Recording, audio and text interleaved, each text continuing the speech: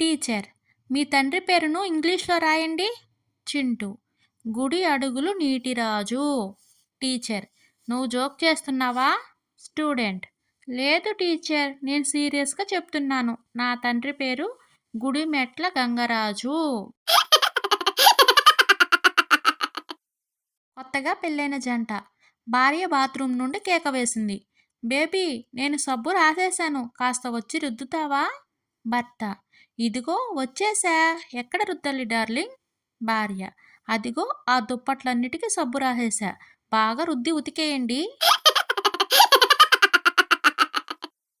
చందు చాలా కోపంగా డాక్టర్ రూమ్లోకి వెళ్ళాడు. డాక్టర్ గారు, పై పన్ను పుచ్చిపోయిందని మీ దగ్గరకు వచ్చాను. మీరు కింది పన్ను పీకేశారు. మీకు అసలు వైద్యం చేయడం వచ్చా?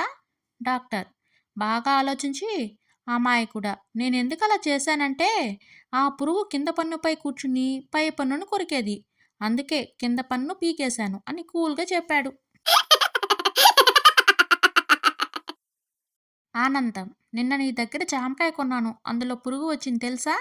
వ్యాపారి: మీరు చాలా లక్కీ సార్, నా దగ్గర ఉన్న వాటిలో గోల్డ్ కాయిన్ వస్తుందేమో, ఎవరికి తెలుసు? ఆనందం: అవునా, నీ దగ్గర ఉన్న అన్ని కాయలు నాకే ఇచ్చి.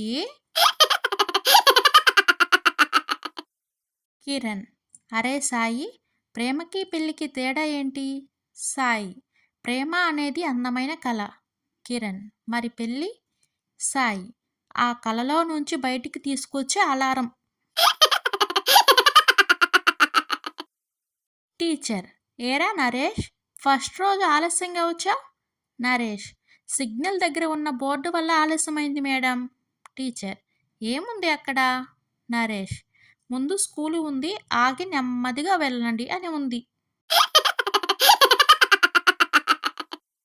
కమల, రేపు మన పెళ్లి రోజు సందర్భంగా స్పెషల్ ఏం చేద్దాం అని అడిగాడు టీవీ చూస్తూ రమేష్.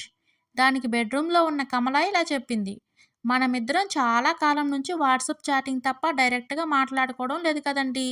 రేపు ఒక్కరోజు ఎదురెదురుగా కూర్చుని మాట్లాడుకుందామండి, అదే స్పెషలు.